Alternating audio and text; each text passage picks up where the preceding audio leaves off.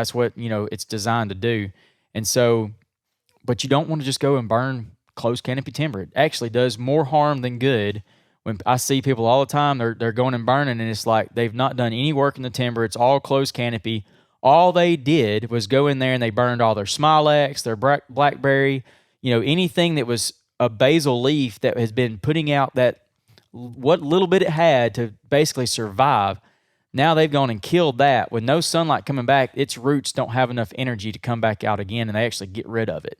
And they just have leafless timber. But you go in there and you do a 30% canopy opening and then roll fire through there, then you're actually doing something.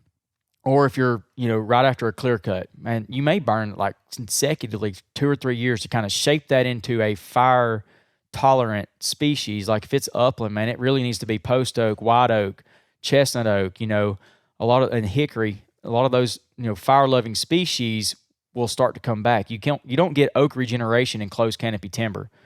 But when people are clear cutting now, they're clear cutting, and then there's a lot of poplar and sweet gum and other things in those areas that don't like fire. Well, then they grow up really, really fast, shade everything out. Now you can't burn. Now you're not going to have oak forest anymore.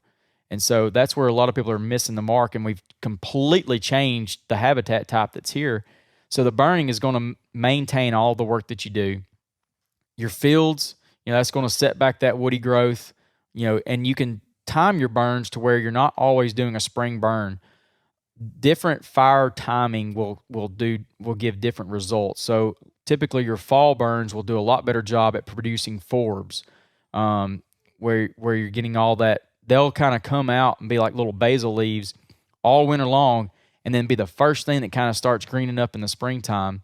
And then your spring burns will kind of be more promoted towards grasses. So like if you're needing more cover and stuff like that, you can have, some spring burns mixed in. And typically your spring burns are kind of your bigger burns, whereas your fall burns may be smaller pockets and stuff. And, everybody's talking about turkeys, and that's on the brain, here coming up really soon.